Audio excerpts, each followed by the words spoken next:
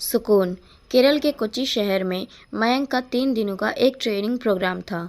बेटे अंशु की छुट्टियां भी थीं, तो उसने पत्नी आशा को कहा कि तैयारी कर लो, नेक्स्ट वीक हम कोच्चि जा रहे हैं।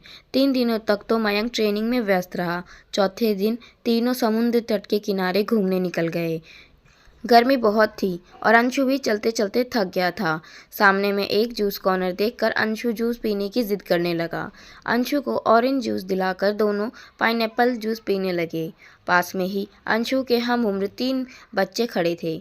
कपड़े थोड़े फटे हुए, बाल बिखरे, अपने जीभ की नियंत्रित करते हुए प्यासी नज़रों से वे अंशु को देखने लगे। अंशु की नज़र उन पर पड़ी तो उन्होंने कहा, मम्मा। वो हाथ में उनकी तरफ इशारा किया। आशा ने जब उनकी तरफ देखा तो तीनों ने अपनी गर्दन घुमा ली। आशा अपना जूस पीने लगी तो फिर से अंशु ने कहा, मम्मा। वो तीनों ने फिर से अपनी गर्दन घुमा ली। अब उसे सब समझ आ गया था। उसने तीनों बच्चों को इशारे से अपने पास बुलाया। बच्चे डरते हुए मयंक के पास आए। उसने मुस्कुराकर पूछा, आपको जूस पीना है?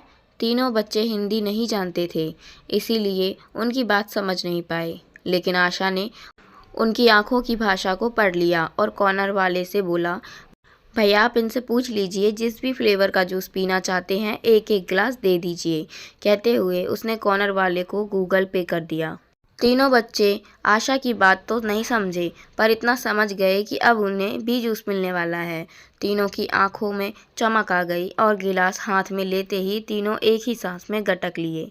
उनके चेहरे पर आई मुस्कान देखकर आशा के दिल को बहुत सुकून मिला और तब अंशु उससे लिपटकर बोला, थैंक यू मम्मा।